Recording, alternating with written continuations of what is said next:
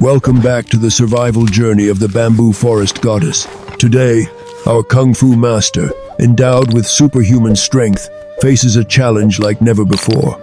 She isn't just hunting for food, she's dealing with the whispering beasts, giant, monstrous creatures that are not only sentient, but also act as twisted culinary mentors. Get ready, because today's menu is not for the faint of heart. The day begins with a fluid display of martial arts as the girl uses her raw ki to shatter a massive iron bamboo trunk. Her breakfast? Giant king cobra stuffed inside bamboo. As the 5-meter serpent hangs on the rack, its golden eyes suddenly snap open, hissing in a raspy, ancient voice. Young mistress, do not bruise my scales. Slice me thin if you wish to absorb my lightning speed. Without a moment's hesitation, she skins the snake with a flick of her finger, mincing the meat and stuffing it into a 2-meter bamboo tube. After roasting it over green flames, she devours the entire tube, crunching through the serpent's bones like crackers to fuel her extraordinary body. By noon, the forest air fills with the terrifying chatter of the 5-color venom hot pot. Giant fire scorpions and half-meter centipedes wriggle on a red-hot stone slab. A bright red scorpion king suddenly points its stinger at a jar of forest wine and commands, "Pour the wine. I need to burn in the flames to turn my venom into honey. Only then will you be strong enough to break boulders." Nearby, a massive centipede whispers from the boiling pot, "Add the purple bamboo leaves. Make the broth sting my eyes." Using her iron palm technique, she stir-fries the venomous creatures with her bare hands. Each scorpion is snapped up and eaten with an ear-splitting crunch, an intense ASMR experience that echoes through the trees. As darkness falls, the abyssal feast begins. On the menu, honey-glazed demon bat and giant spider egg soup. The bat, skewered over the fire, lets out a haunting cackle. "Sear my wings until they are black as the abyss. Eat me, and your eyes will pierce the darkest night." Simultaneously, spider eggs the size of watermelons begin to crack, and thousands of tiny spider voices chant in unison, "Eat us, become one with the web." Climb the trees like a ghost. Under the eerie blue glow of the campfire, she finishes a feast meant for 10 men, her eyes glowing with newfound power amidst the shadows. Before she was a hermit of the bamboo mists, she was the nightmare of the martial world. At the age of 16, while other maidens were weaving silk, she was weaving a path of destruction with nothing but a green bamboo branch. They called her the undefeated phantom. Legends say she once walked alone into the stronghold of the Black Slaughter Gang during their great feast. As 100 blades lunged toward her, she didn't even draw a weapon.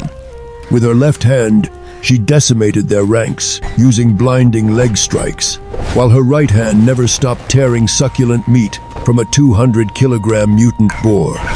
She finished the entire feast and the entire gang before the incense burned out. To her, the martial world wasn't a battlefield, it was an all-you-can-eat buffet of arrogance and ambition. By 17, she sought the ultimate challenge in the Valley of 10,000 Poisons. Trapped by 7 grandmasters of toxic arts, she didn't hide, she laughed.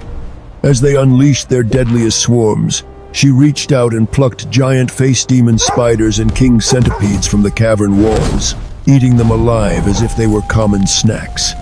Her mockery echoed through the valley, "Your poisons are as bland as mountain water." That day, she didn't just survive, she consumed the very essence of the valley, forging a body that was vanquisher of 1,000 toxins. The most terrifying predators of the earth soon learned a hard truth. In her presence, you are either a student or a meal. Now, she lives in the silent embrace of the bamboo, far from the petty squabbles of men. She is the supreme glutton, a warrior chef whose kitchen is the wild and whose ingredients are sentient nightmares. She has reached a state where steel is useless. Her internal chi is so dense, it can sear flesh and shatter diamond-hard shells with a single breath. The creatures she hunts, the serpents, the scorpions, the ancient crustacean kings, they do not just fear her, they bow to her refined palate. They offer their own secrets, whispering instructions on how to be seasoned, cooked, and devoured, hoping that by becoming part of her, they might share in her immortality. She sits atop the highest bamboo stalk, bathed in the cold light of the moon. She is the master of a forgotten art, where combat and cuisine are one. In the silence of the forest, she is not just a survivor, she is a sovereign. She has no rivals, for none can match her blade, and none can survive her hunger.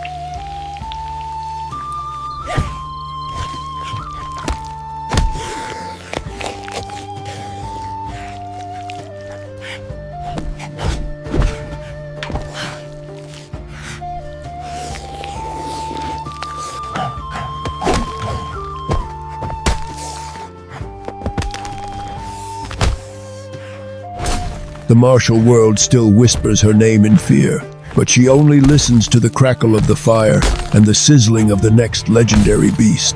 She is the bamboo gourmet, and the world is her plate. This insane day of supernatural dining ends with the girl gracefully leaping to the very top of a bamboo stalk to meditate under the moonlight. The essence of these bizarre creatures is now transforming into deep internal energy within her. What giant armored monster will be next on the menu for the bamboo forest goddess? We'll find out in the next episode.